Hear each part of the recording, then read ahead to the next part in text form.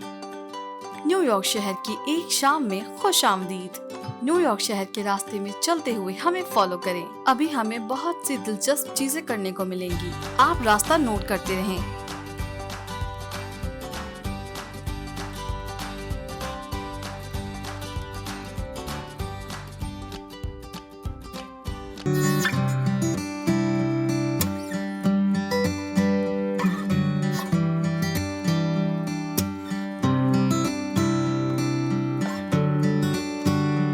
आगे times square 42वीं street है।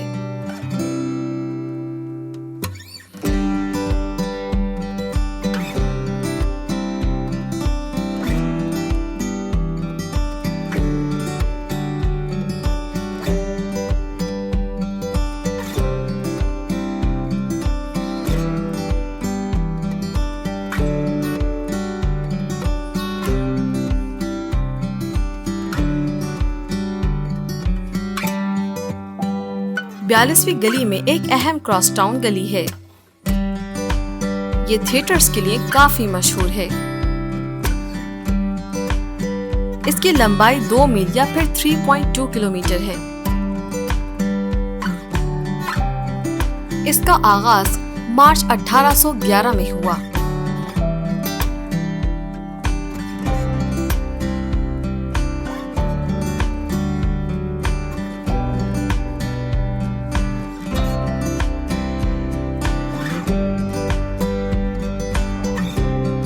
इससे आगे बाल ड्रॉप है।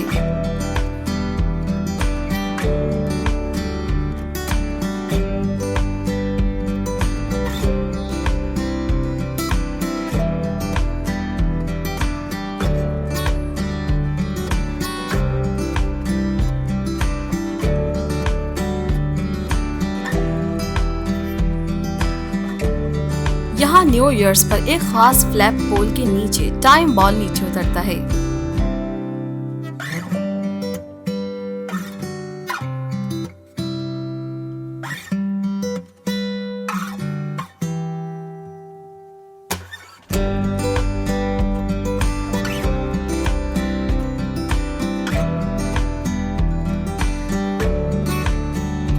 अब हम हार्ड रॉक कैफे पहुंच गए हैं।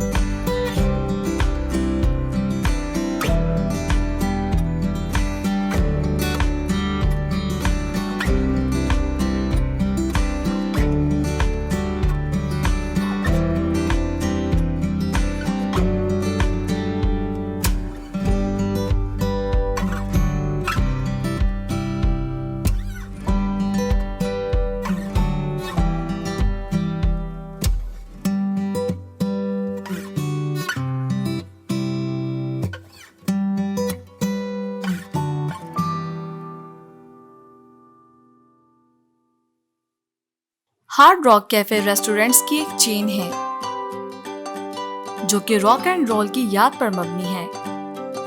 हार्ड रॉक कैफे की लियोनेल मेसी से निस्बत है, जो कि एक फुटबॉल खिलाड़ी हैं। इनके ब्रांड एम्बेसडर के तौर पे पहला हार्ड रॉक कैफे 1971 में खोला गया, ओल्ड पार्क लैन, मेफेयर, लंदन में।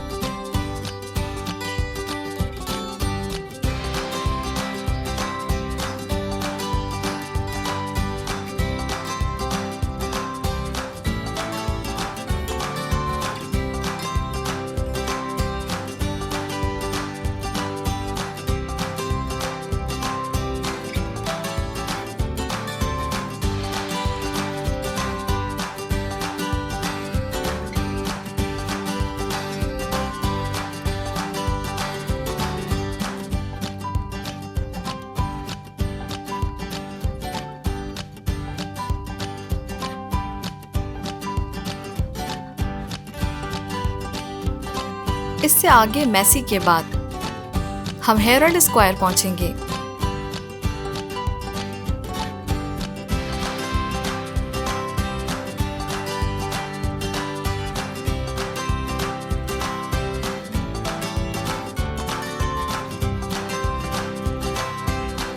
हेराल्ड स्क्वायर को बाद में न्यूयॉर्क हेराल्ड का नाम दिया गया, जो अब नापैद हो चुका है। इसका हेडक्वार्टर यहीं बनाया था।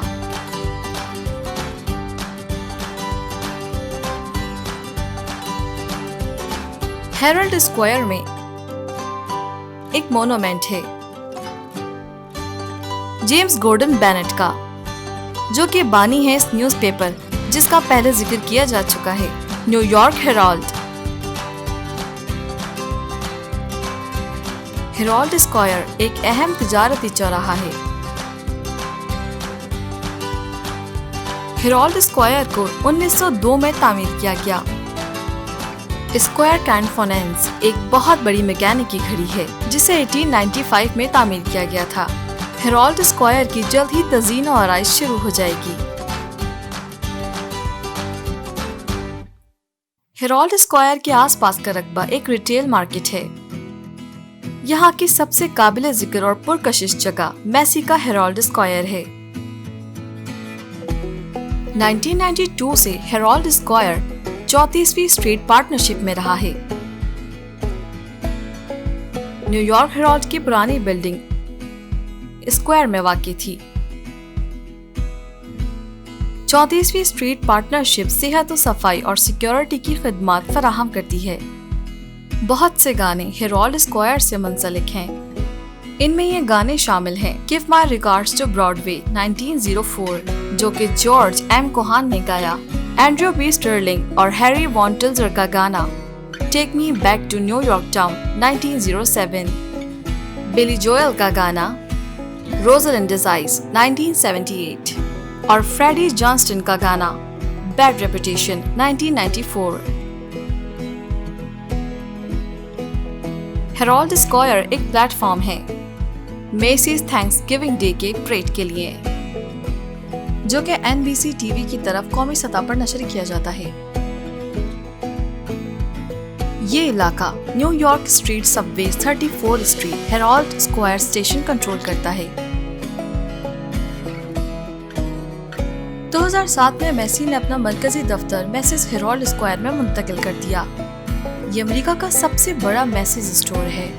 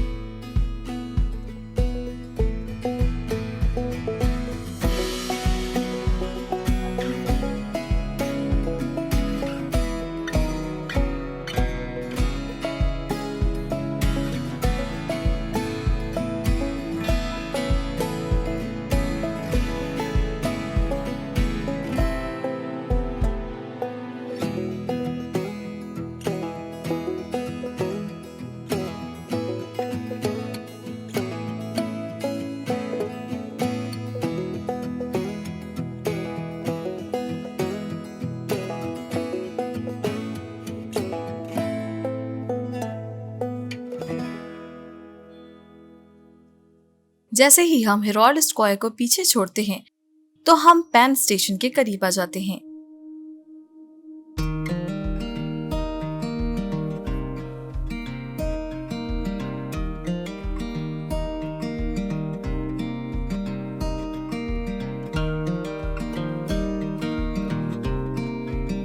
पेन स्टेशन न्यूयॉर्क में एक मरकजी इंटरसिटी रेल रोड स्टेशन है और मगरिब में सबसे मसरूफ ट्रांसपोर्ट की सहूलत है।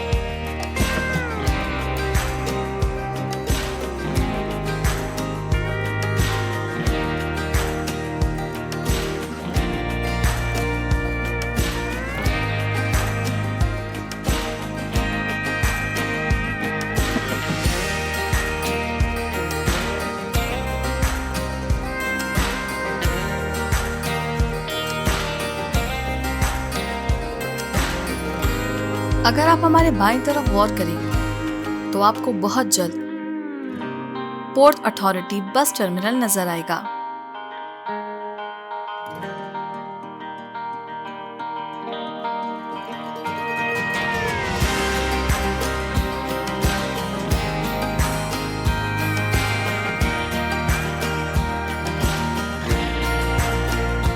पोर्ट अथॉरिटी इंटरस्टेट बसों की खिदमत के लिए बस टर्मिनल है जो मैनहट्टन की तरफ सफर करती है। ये हर साल 65 लाख से ज्यादा लोगों की खिदमत करता है।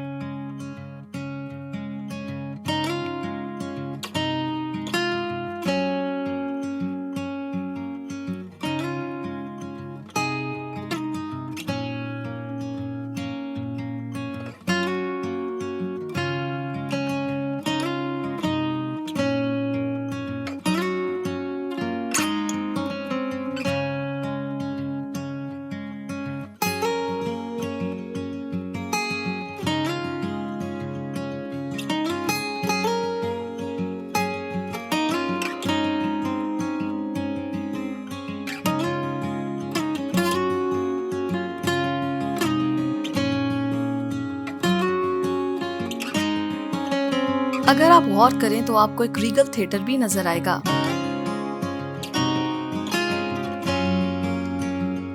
जैसा कि आप देख सकते हैं कि इसके बिल्कुल सामने एक AMC थिएटर है।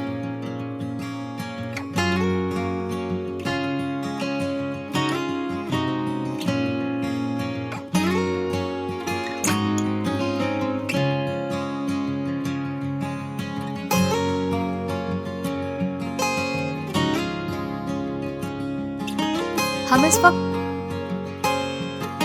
मैडम तुसाड्स वैक्स म्यूजियम के करीब ड्राइविंग कर रहे हैं।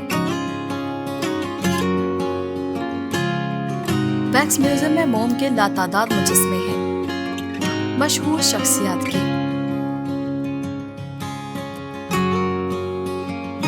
ये म्यूजियम ज्यादातर ज़ाहिरी ड्रामा पर मबनी होता है, मशहूर शख्सियत के साथ। मैडम तुसाड्स की बुनियाद मैरी तुसाड्स ने रखी थी। ये 15 नवंबर को हाल ही में न्यूयॉर्क में खोली गई।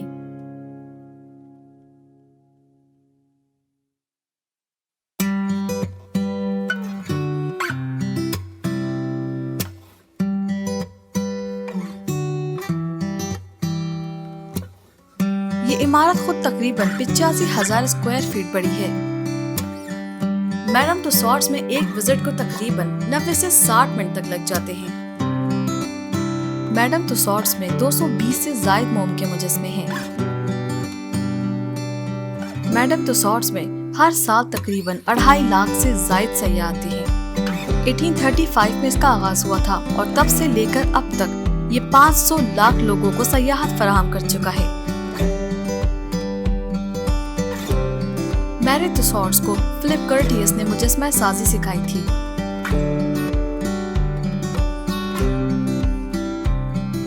तकरीबन 1835 में मैरी बेकर स्ट्रीट लंदन में आबाद हुई। उसने वहाँ एक म्यूजियम खोला जिसका नाम मैडम तुसाड्स रखा गया। कोविड के बाद जब इसे दोबारा खोला गया तो इसकी हद 25% तक चली गई थी। 2007 से मैडम तुसाड्स पर मर्लिन एंटरटेनमेंट्स का कब्जा है।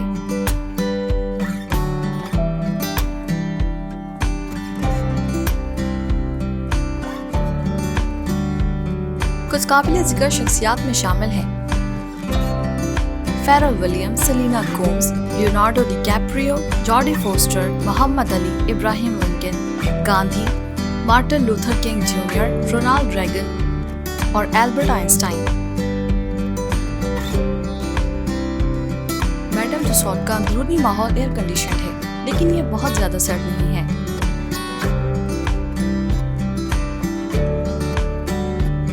इसका टेम्परेचर ज्यादातर 70 डिग्री फ़ारेनहाइट होता है।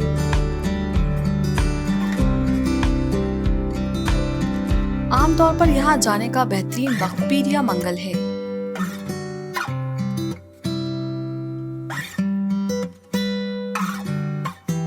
इसकी वजह यह है कि इन दिनों भीड़ बहुत कम होती है।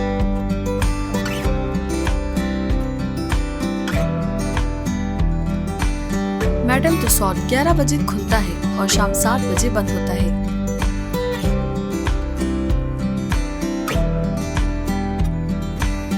बज़ाहिर मशहूर शख्सियत को इनके मोम के मुजस्समे बनाने के लिए अदायगी नहीं की जाती। ज्यादातर शख्सियत अपने मुजस्समों को नापते और इनकी फोटोग्राफी करते नजर आते हैं।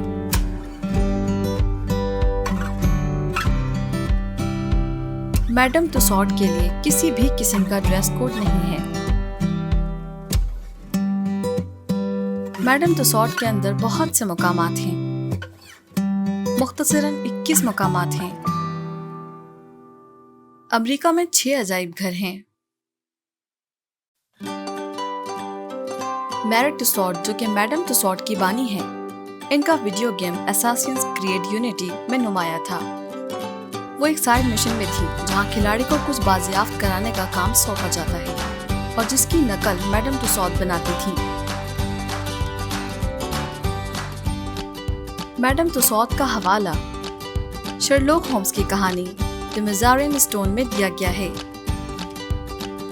मैडम तुसाद का हवाला गिलबर्ट एंड सलिवन सॉन्ग का गाना माई ऑब्जेक्ट ऑल सबलाइम 1885 में भी दिया गया था। जुलाई 2008 में मैडम तुसाद बर्लिन तनाज़ात के मरकज में भी आ गया था, जब एक 41 साल शख्स ने एडोल्फ हिटलर के मुजस्समे को मिसमार कर दिया था।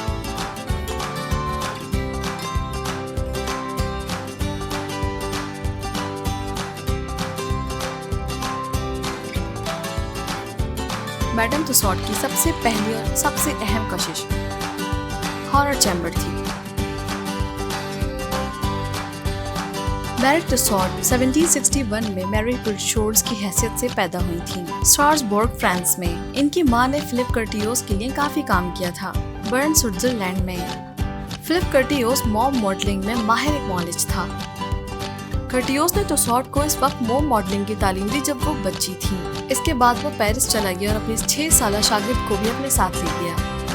तुसाद ने अपना पहला मोम मुजस्समा 1777 में वॉल्टियर का तैयार किया। 17 साल की उम्र में वो मैडम एलिजाबेथ की आर्ट ट्यूटर बन गई। मैडम एलिजाबेथ फ्रांस के बादशाह किंग लुइस की बहन है। फ्रांसीसी इनकलाब के दौरान वो 3 माह तक कैद रही और अंजाम का इंतजार करती रही। तहम इसके बाद एक दोस्त की सिफारिश पर इन्हें रिहा कर दिया गया था। इनकलाब के दौरान इन्होंने बहुत सारे मुतासिरीन के मॉडल्स बनाए। तुसाद ने कर्टियोस के मर जाने के बाद इनके मॉडल्स विरसे में ले लिए। अगले 33 सालों तक वो यूरोप में अपने मजमूए में से चंद मॉडल्स के साथ सफर करती रही। इन्होंने 1795 में फ्रैंक तुसाद से शादी की और इनकी कुनियत ली। वो इसके बाद नेपोलियन जंगलों की वजह से फ्रांस वापस न जा सकी, लिहाजा वो बरतानिया और आयरलैंड में ही सफर करती रही। अपने मजमूओं की नुमाइश के लिए 1831 में इन्होंने बेकर स्ट्रीट बाजार में मुख्तसर सी सीरीज में किस्तों पर जगह ली और फिर ये 1836 में इनका मुस्तकिल घर बन गया।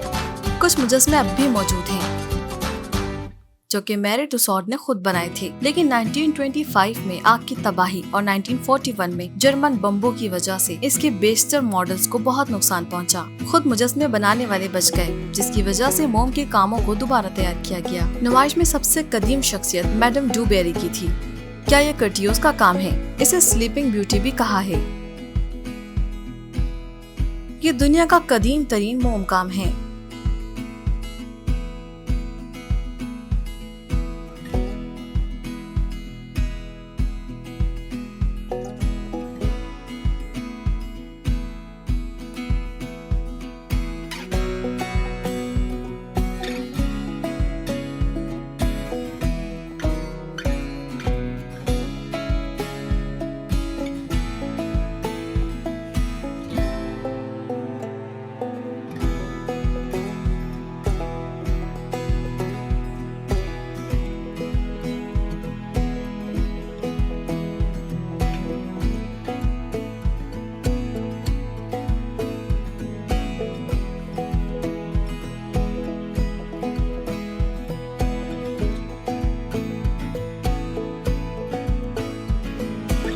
जल्द ही हम पर्शिंग स्क्वायर पहुंच जाएंगे।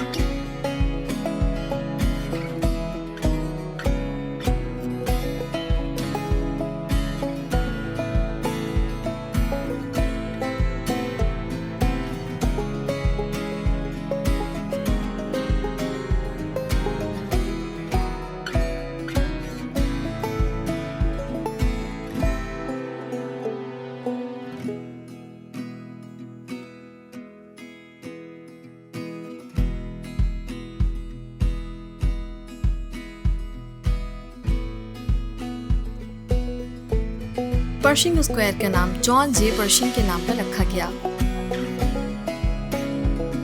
ऐसा जे शिंग के एजाज में किया गया।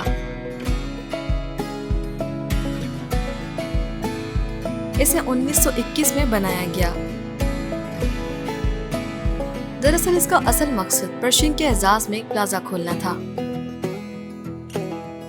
लेकिन 1995 में शहर के मुख्तलिफ मकामात को बहाल करने का मंसूबा बनाया गया और इसके लिए $2 लाख मुख्तस किए गए और तब इसे एक रेस्टोरेंट में मुंतकिल कर दिया गया।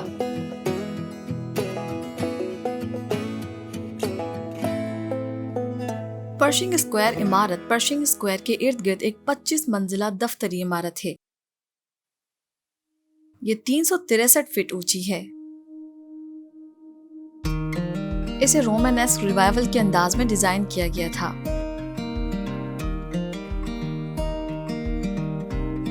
पर्शिंग स्क्वायर के करीब बहुत से रेस्टोरेंट्स हैं। वर्ल्ड वॉर II के दौरान इन्हें दरअसल यूनाइटेड स्टेट्स ऑर्गेनाइजेशंस ने इस्तेमाल किया था। जंग के बाद ये न्यूयॉर्क कन्वेंशन और विजिटर्स ब्यूरो की एक चौकी बन गई। पर्शिंग स्क्वायर के करीब 2 और बड़ी इमारतें हैं, 110 ईस्ट 42वीं स्ट्रीट और चैनन बिल्डिंग।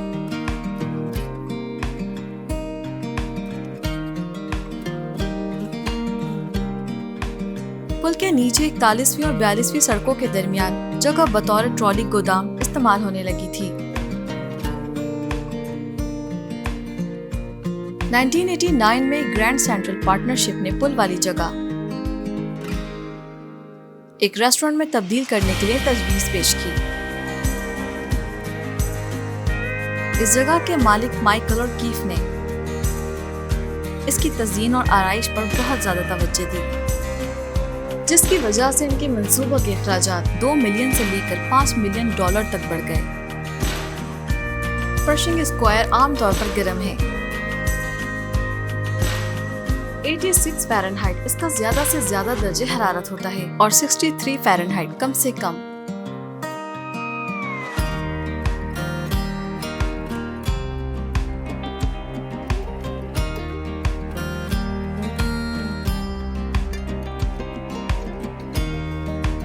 पर्शिंग स्क्वायर में कुछ मुलाजमत के मौके भी मौजूद हैं। ये सब लिखते वक्त भी एक नौकरी मौजूद है जिसे director of marketing and audience service कहा जाता है। ये पाइपलाइन लैब्स के जरिए दस्तयाब है। वो कौन सी जगह होगी जहां पर्शिंग स्क्वायर के करीब सबसे पहले जाना पसंद करेंगे?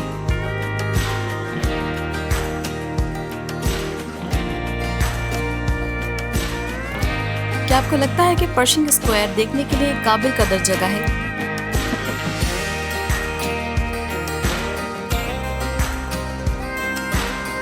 क्या आप पर्शिंग स्क्वायर देखेंगे या हेरोल्ड स्क्वायर? 1919 में पार्क एवेन्यू वायडक्ट खुलने के बाद वायडक्ट के निचले हिस्से की जगह का नाम तब्दील करके पर्शिंग रखा गया था। साबिक ग्रैंड यूनियन होटल की जगह एक 3 मंजिला यादगार और इसके साथ एक खुले प्लाजा के तौर पर इस्तेमाल करने के लिए मुख्तस की गई, जिसका नाम विक्ट्री हॉल रखा गया।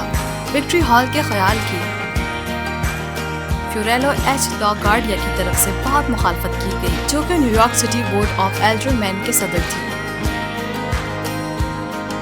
मई 1920 में ये बिल्डिंग साइड ट्रांजिट कमीशन की तरफ से भी फरोख्त करने की कोशिश की गई। $2.8 मिलियन 2019 में 27.5 बिलियन के लिए, लेकिन किसी ने बोली नहीं लगाई। जैसे ही हम अपने दौरे के इख्तिताम के करीब पहुंचते हैं, मैं मजमूई तौर पर मैनहट्टन जजीरे के बारे में बात करूंगी। मैनहट्टन को न्यूयॉर्क के मेट्रोपोलियन इलाके के शहरी कोर के तौर पर जाना जाता है। ये सबसे ज्यादा गुंजान आबाद और साइज में छोटा है। न्यूयॉर्क शहर के 5 बोरों में से मैनहट्टन न्यूयॉर्क शहर की जाए पैदाइश है। इसको पूरी दुनिया के दारुल हुकूमत के तौर पर बयान किया गया है। मैनहट्टन 2 बड़ी स्टॉक एक्सचेंज का घर है, एक न्यूयॉर्क स्टॉक एक्सचेंज और दूसरी नैस्डैक। मैनहट्टन का असल मरकज नौबादियात की तरफ से कायम की गई एक तिजारती पोस्ट है, जो कि 1624 में निचले मैनहट्टन पर डूच जमहूरिया से ताल्लुक रखते थे। इस तिजारती पोस्ट का नाम 1626 में न्यू एम्स्टर्डम में रखा गया था। ये इलाका और इसका गिरदो नवा 1664 में अंग्रेजों के कंट्रोल में आया और इसके बाद इसका नाम न्यूयॉर्क सिटी रख दिया गया, जब इंग्लैंड के किंग चार्ल्स II ने ये जमीन अपने भाई ड्यूक ऑफ यॉर्क को दे दी। मैनहट्टन 1898 में न्यूयॉर्क सिटी के इस्तेकाम के दौरान एक कस्बा बन गया। मैनहट्टन की आबादी न्यूयॉर्क सिटी के 5 बड़े कस्बों में से तीसरी बड़ी आबादी है, जबकि जमीनी लिहाज से ये सबसे छोटा कस्बा है। 2013 के आदाद-ओ-शुमार के मुताबिक मैनहट्टन दुनिया के 10 सबसे ज्यादा पुरकशिश मकामात में से 3 की मेजबानी करता है: टाइम्स स्क्वायर, सेंट्रल पार्क और ग्रैंड सेंट्रल टर्मिनल। मैनहट्टन में बहुत से अहम पुल हैं, जैसे Brooklyn Bridge, Manhattan Bridge, Williamsburg Bridge, Queensboro Bridge, Triboro Bridge और जॉर्ज वॉशिंगटन ब्रिज। मैनहट्टन में बहुत सी अहम फलकबोज इमारतें हैं, जैसे Empire State Building, the Chrysler Building और वन वर्ल्ड ट्रेड सेंटर या फ्रीडम टावर। ये बहुत सारे पार्कों की भी निगरानी करता है, जैसे सेंट्रल पार्क। न्यूयॉर्क सिटी की बुनियाद मैनहट्टन के जनूबी सिरे पर रखी गई थी। वो इलाका जो अब मैनहट्टन के नाम से जाना जाता है, लेने पर वापिंगर भारतीयों की पनाहगाह हुआ करता था। 1524 में जिवानी दा विरेज़ानो पहला यूरोपी बन गया। इस इलाके का दौरा करने के बाद जब न्यूयॉर्क शहर के नाम से जाना जाता है, ताहम ये सफर यहीं तक खत्म नहीं हुआ था। यहाँ तक कि हेनरी हडसन ने इस इलाके का नक्शा तैयार कर लिया। 1609 में हडसन मैनहट्टन में दाखिल हुआ और अपना सफर दरियाए हडसन तक जारी रखा, यहाँ तक कि वो इस इलाके तक पहुँच गया जिसे अब अल्बानी कहते हैं। पीटर जॉन शैगन के खत के मुताबिक पीटर मेनोट और डच नौआबादियात ने मई 1626 को मुकामी लोगों से मैनहट्टन हासिल किया, जो खुद को किनार से हिंदुस्तानी मानती थी। डच ने 60 गिल्डर्स मालिक के तिजारत शुदा सामान के बदले मैनहट्टन हासिल किया, जो इस वक्त 24 अमेरिकी डॉलर की मालियत रखता था। जी हाँ, आपने ठीक सुना है, मैनहट्टन जजीरा 24 अमेरिकी डॉलर में फरोख्त हुआ, इफराद जर के साथ, जिसकी कीमत आज के वक्त में $1000 है। 1674 में अंग्रेजों ने न्यू नीदरलैंड खरीदा और इसका नाम न्यूयॉर्क रख दिया। मैनहट्टन न्यूयॉर्क मुहिम का दिल था। न्यूयॉर्क मुहिम इब्तिदा में अमेरिकी इनकलाबी जंग की बड़ी लड़ाइयों का एक सिलसिला थी। न्यूयॉर्क 2 अहम वजूहात के साथ एक माशी मरकज की हैसियत से तरक्की पजीर हुआ। पहली वजह सिकंदर हैमिल्टन का पॉलिसियों और उसूल और कवानीन को सेक्रेटरी खजाने के तौर पर इस्तेमाल करने का नतीजा था। दूसरी बड़ी वजह 1825 में एरी नहर का आगाज था, जो कि बहर ओकियानूस की बंदरगाह को वसत मगरबी अमेरिका की ज़राई मार्केटों और कनाडा से मुंसलिक करती है। अमेरिकी खाना जंगी में न्यूयॉर्क ने एक पेचीदा किरदार अदा किया। इस शहर के जनूबी अमेरिका से मजबूत तिजारती ताल्लुकात थे, जिनकी वजह से दरियाए हडसन की तिजारती ताकत और भी बहुत सी दूसरी वजूहात थी। खाना जंगी के बाद मैनहट्टन लाखों लोगों के लिए पहला प्लेटफॉर्म बन गया, जो अमेरिका में एक नई जिंदगी की तलाश में थे। इस किरदार की हौसला अफजाई के लिए न्यूयॉर्क को फ्रांस ने अपने तोहफे स्टैच्यू ऑफ लिबर्टी से नवाजा। 1898 में न्यूयॉर्क सिटी ग्रेटर न्यूयॉर्क शहर बनने के लिए 3 पड़ोसी ममालिक के साथ मुंसलिक हुआ। न्यूयॉर्क शहर के जमीन-दोस्त रास्तों की तामीर, जिसका आगाज 1904 में हुआ, इससे नए शहर को जुड़ने में मदद मिली। वर्ल्ड वॉर II के बाद माशी उरूज का आगाज हुआ, जिसकी वजह से साबिक फौजियों के निशाने बनाए गए। मकानात की नए सिरे से तामीर शुरू हुई। इसमें सबसे ज्यादा मुतासिर पीटर कोपर गांव और स्टुइवेसन टाउन हुआ था।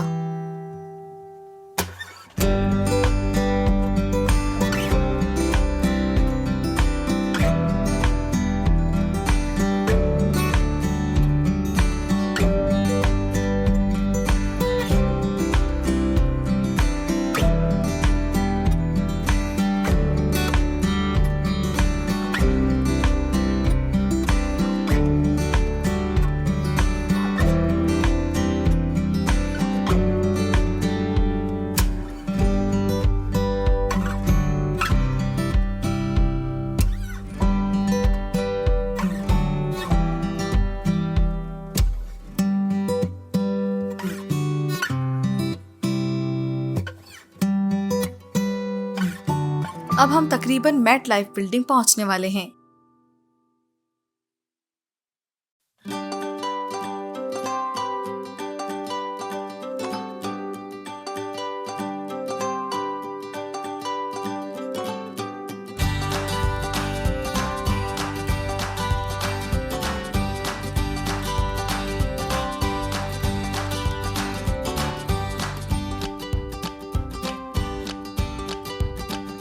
मेट लाइफ बिल्डिंग एक 808 फीट लंबा स्काई स्क्रैपर है।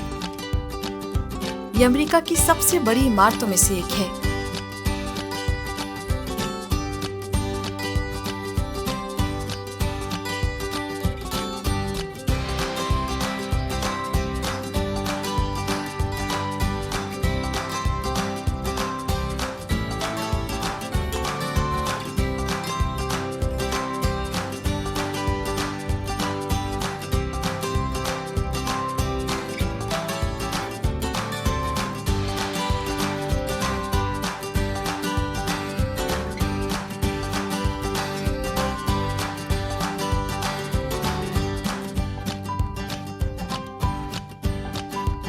आगे ग्रैंड सेंट्रल टर्मिनल है।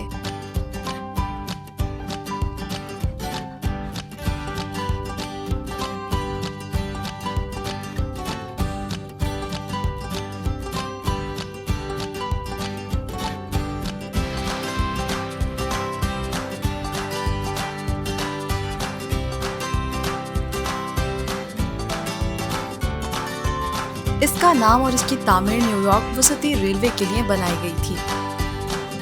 ये 1913 में खोला गया।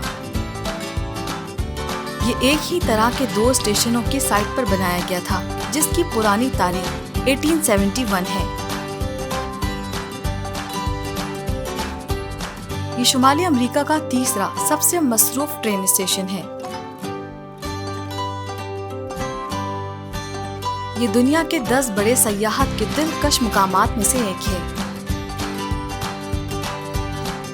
ये 48 एकड़ पर मुहित है और इसमें 44 प्लेटफॉर्म्स हैं, जो दुनिया के किसी भी दूसरे रेलवे स्टेशन से ज्यादा है।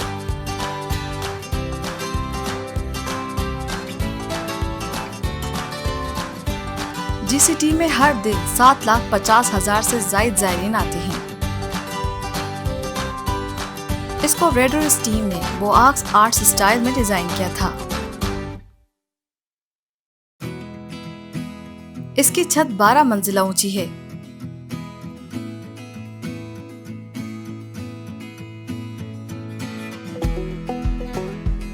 इस इमारत को बनाने का मकसद मनहदमशुदा पेंसिल्वेनिया स्टेशन का मुकाबला करना था।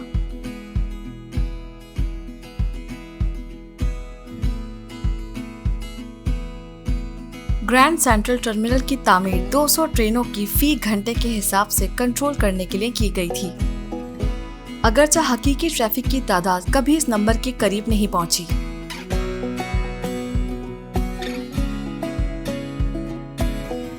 इसकी आमतौर पर 46 पटरियां और 30 प्लेटफॉर्म्स थे।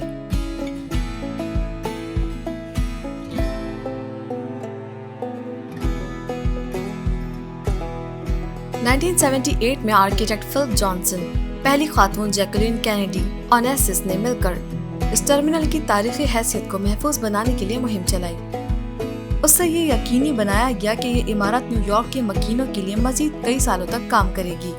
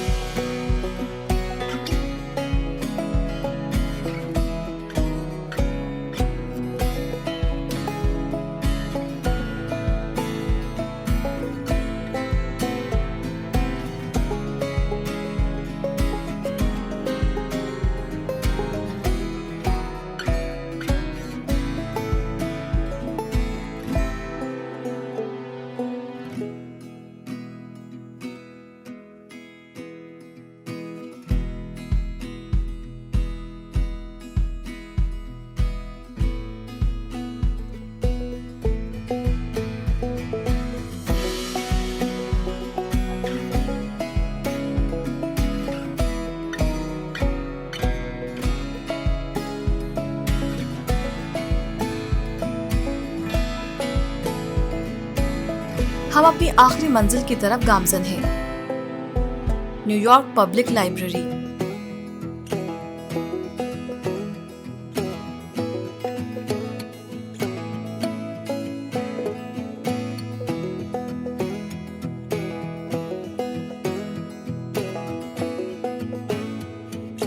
न्यूयॉर्क पब्लिक लाइब्रेरी एक वसी लाइब्रेरी है जो कि 53 लाख से ज्यादा कुतुब पर मुश्तमिल है।